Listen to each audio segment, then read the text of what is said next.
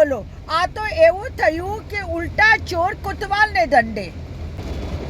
એક તો મોદી સરકાર 80 થી વધુ વખત પેપર લીક કરાવે છે અને પછી કેન્સલ કરાવે છે, અને તેનાથી આક્રોશિત થઈને જ્યારે છાત્રો પ્રદર્શન કરે છે તો તેમને ખિલ્લીવાળા દંડાઓથી માર મારે છે, કરંટવાળા દંડાઓથી માર મારે છે, અને એટલું જ નહીં, પેલેટ બુલેટ વાપરે છે, જાણે કે આપણા બાળકો તો કોઈ આતંકવાદી હોય।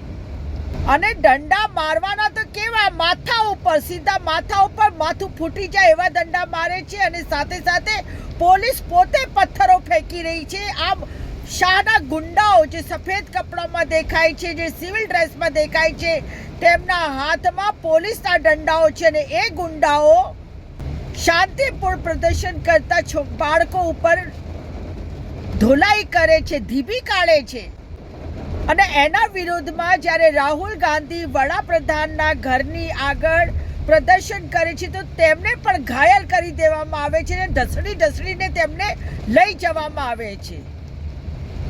હવે ઉલટા ચોર કોતવાલના દંડે એટલે કહું છું કારણ કે ગઈકાલે આ ભાજપના કાર્યકર્તાઓએ એલાન કર્યું કે તેઓ કોંગ્રેસની ઓફિસની આગળ આવીને પ્રદર્શન કરશે। જુઓ તો ખરી એમની હિંમત।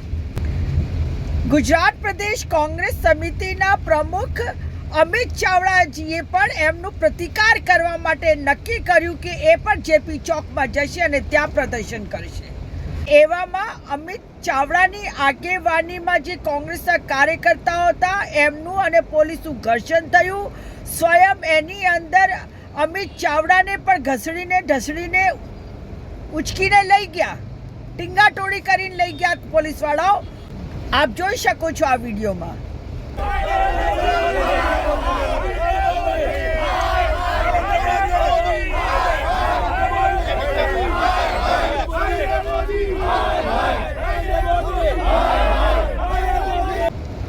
જ્યારે કે બીજી બાજુ ભાજપની સામે એક કઈ કાર્યવાહી નહીં, કોઈ શિસ્તભંગના પગલા સુધી નથી લેવાયા ભાજપની સામે। આ છે આપણા ભૂપેન્દ્ર પટેલની પોલીસ। અને ગુજરાતમાં ને અમદાવાદમાં પણ પ્રદર્શન થયું, અને એ પ્રદર્શનમાં પણ છાત્રોને ઘસેડીને મારીને ડબ્બામાં પૂરી દેવામાં આવ્યા। હવે મોદી સાહેબ, આ તમારું તંત્ર બહુ લાંબુ નથી ચાલવાનું, લખી લો અત્યારથી જ। વાત કડવી છે પણ સાચી છે।